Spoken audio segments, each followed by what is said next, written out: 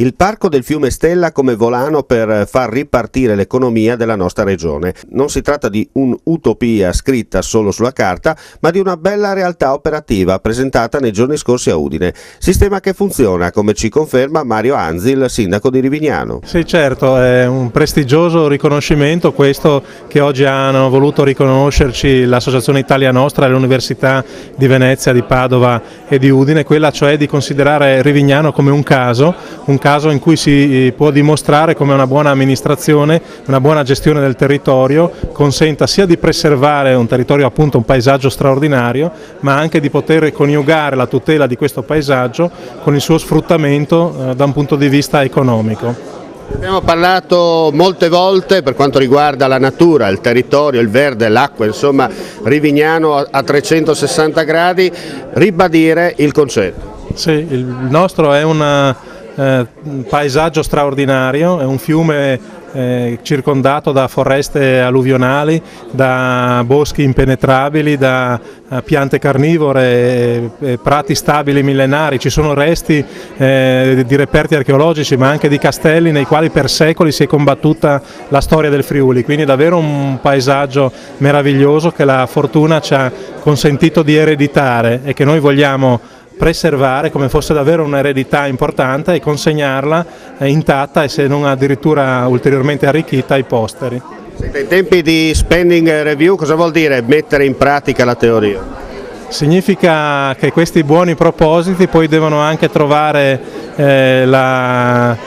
superare l'ostacolo della mancanza di risorse economiche, cioè si deve cercare di trovare la soluzione per poter fare delle azioni importanti per la tutela e la promozione del territorio anche senza soldi, e quindi si deve pensare un po' a come fare in eventi come quello di oggi, come questo convegno, che nulla costano all'amministrazione comunale, certamente consentono viceversa di porre le basi per questi obiettivi che sono la tutela del territorio e la sua utilizzazione anche per scopi economici, pur preservandolo come è rimasto per secoli. L'occasione del convegno per ribadire a chiare lettere il concetto di spending review della futura fusione tra i comuni di Rivignano e Teor, che daranno vita per la prima volta in Friuli Venezia Giulia a questo nuovo processo di delocalizzazione e autonomia applicata, come confermato da Fabrizio Mattiussi, sindaco di Teor. Il gioco di squadra più affinato è, più bene risultati e più risultati buoni porta.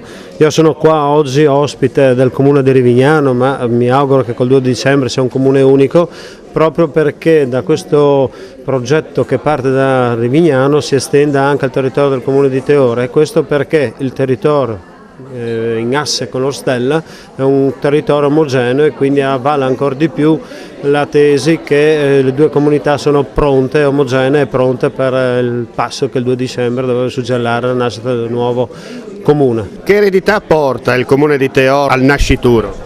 Beh, sicuramente un territorio bello, come dicevo prima, caratterizzato dal fiume Stella.